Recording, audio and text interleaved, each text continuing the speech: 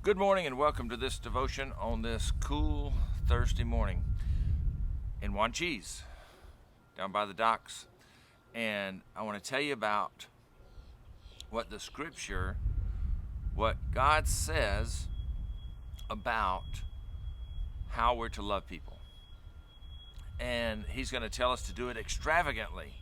And He's going to tell us to do it in a way that is not about us getting something from the person that we're loving, but it's about giving to them, loving with a purity that's not about doing it so that I can get something, but so that I can give and have the benefits of doing the very thing He's telling us to do. Here's the scripture. Ephesians chapter 5, verses 1 and 2. Watch what God does. Your eyes, watch what you see God doing. Whether it's in Scripture, what you've seen Him do in the past, or whether it's what God is doing through other people that God is working through and in, and you recognize that that's God working. Watch what God does, it says, and then you do it. I like that. It's pretty simple. Watch what God does, then you do it. Like children who learn proper behavior from their parents. Mostly what God does is love you. Isn't that what parents mostly do for their children?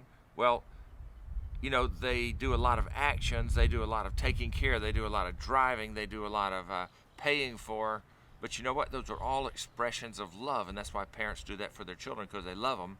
And so sometimes children don't even recognize how much their parents are demonstrating and showing love for them, even discipline. It's love. And it takes time, and it takes effort, it takes emotional stress sometimes to do it properly. But that's what parents do because they love their children. And it says mostly what God does is love you. Keep company with Him and learn a life of love. Observe how Christ loved us. His love was not cautious, but extravagant. He didn't love in order to get something from us, but to give everything of Himself to us. Love like that. What a great example we've been given in Scripture of what Christ did for us.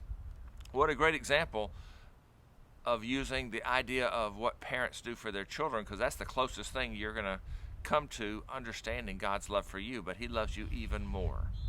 So let's follow the scripture example from Ephesians chapter 5, verse 1 and 2, and go and have an amazing, great day loving other people. It's that simple. Go back to the scripture and read it. Read it in different translations, and you'll see even more. You'll get an idea even more of the different ways we can love people and the incredible way that God has loved us. We have a great day, and we'll talk to you tomorrow, or see you tomorrow, or maybe you'll see me. We'll see you soon, I hope. God bless.